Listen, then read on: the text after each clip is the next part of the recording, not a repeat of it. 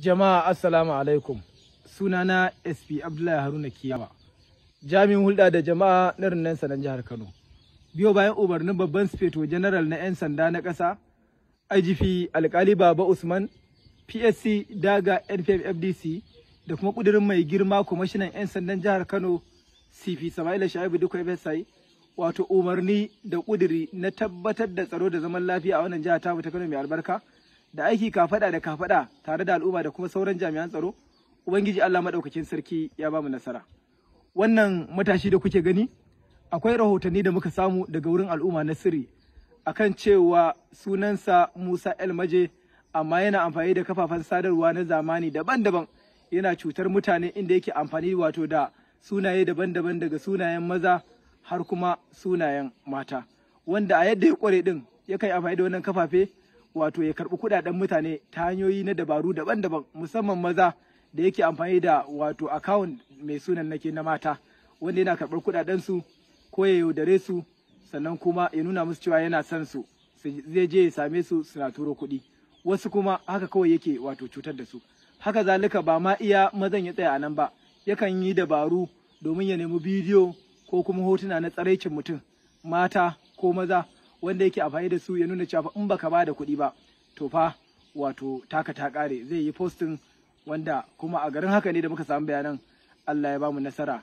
Kwamishinan 'yan sanda ta da 'yan sanda na Operation Pop Ada a ƙarƙashin jagorancin SP Shehu Dahiru tare da basu umarnin lalle duk inda wannan matashi yake wato a kamo shi, wanda Allah ya bamu nasara muka kamo shi. Bayan mun kamo shi, gaskiya mun binciko abubuwa da dama, musamman na irin mutanen da ya cuta. Abubuwan ya ba mu mamaki, wanda wallahi in muka ce za mu kira suna a nan, abin fa zai ba ku mamaki. To, a gashi dai da farko za ku ji daga bakinsa irin abubuwan da yake yi, wanda akwai wadda ya amfani da sunanta yake ta karɓar kuɗin mutane, wanda ita ma mun nemo ta, wanda ta shigar da ƙorafi a kansa, yadda ya amfani da dabaru da dama da sunanta yake canja murya, wato yake karɓar kuɗi wato da sunanta, wanda ita ma da ta ji labari kasa ba bacci ta yi. To ita ma mun nemo ta, gashi dai da farko za ku ji daga bakinsa. Yi mun magana da ƙarfi. A me sunanka? Musa Lurwani. A da ƙarfi mana? Musa Lurwani. Eh? Musa Lurwani. Da ƙarfi? Musa Lurwani. Shekarunka nawa? 25. A ina kake da zama? Ban Nasarawa. To ga ka a wajen 'yan sanda, ba mu labari me kai aka kamo ka? Ina amfani da kafar social media ta Facebook da sunan wata mai suna Zara Mansur. Na yaudar mutane sun turo min kuɗi da sunanta a matsayinta. To ka santa ne? Eh, na santa. Ya kai ka santa? Na taɓa cewa ina santa a baya. To mun fara magana kuma muka zo muka bata. To shine na ci gaba da amfani da hotonta na buɗe social media account. To a ina kake samun hotunanta da kuma bidiyonta? Instagram da WhatsApp account ne. Wa yake ɗora ba? Ita take ɗora. Na? Ita take ɗora. To sauran takardunta da ka samu na makaranta da passport ya aka ka same su? Na yi magana ne akan za a taimaka mata wurin neman admission. Na. Shine ta turo min da details ɗin da takardun shine na.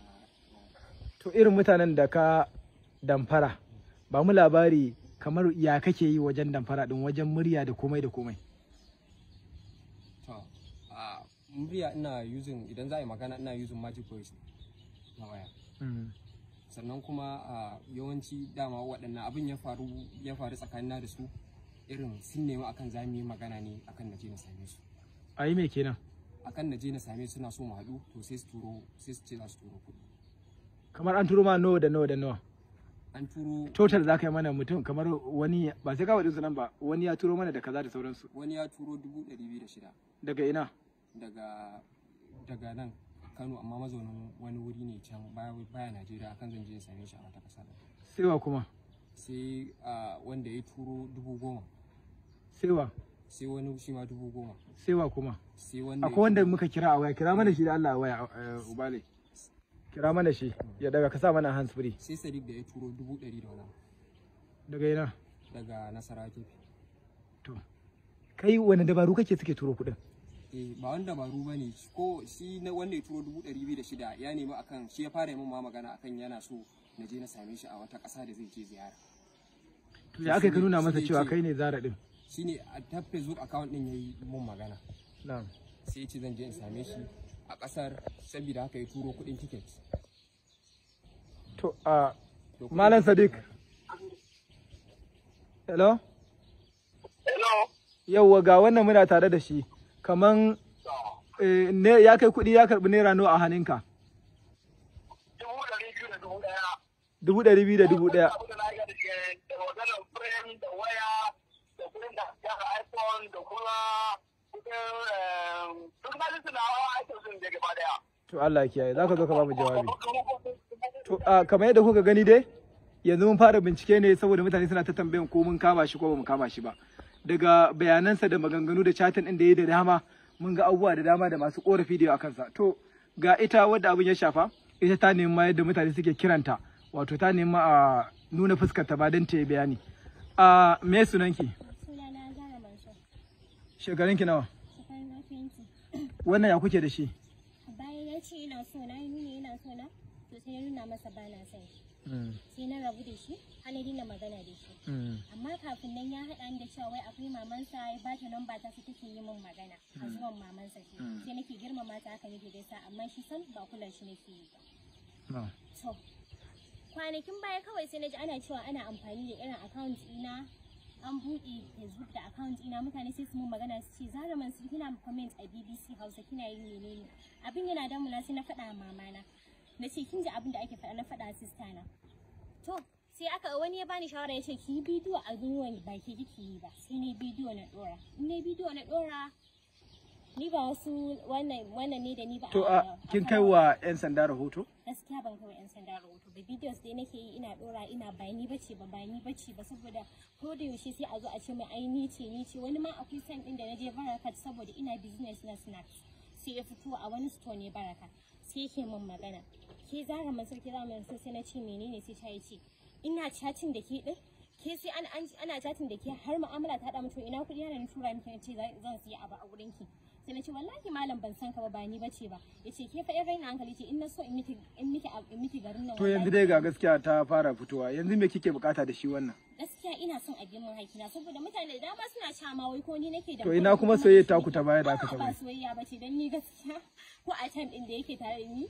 To ai na yake samun bidiyon ki da hotunan ki? Gaskiya ni ina yin posting ne, ina dora a WhatsApp haka. To yanzu wane darasi kika dauka? Na koyi darasin cewa daina haka yaɗa pictures ɗina a social media sosai.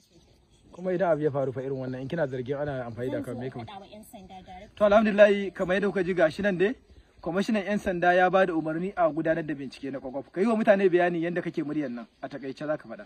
Yadda nake murya normal ne ina using magic voice daga wayan.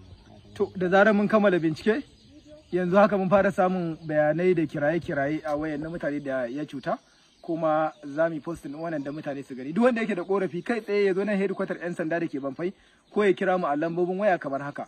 Akwai 0800 32419754 sai 0810 05359575. Da zarar mun kammala bincike ɗaya yawancin wanda muka samu da korafi za mu gurfanar da shi a gaban kotu domin a masa hukunci. Saboda haka al'umma ana kula sosai ana kiyaye irin mutanen da ake mu'amala da su. Yanzu dai ka duba wannan gardin amma shi ne haka kawai ya je na gabatar da kansa wai a mace. Su kuma mutane kawai sai ka rasa abin da suke nema wai su je suna ta tuttura kuɗi.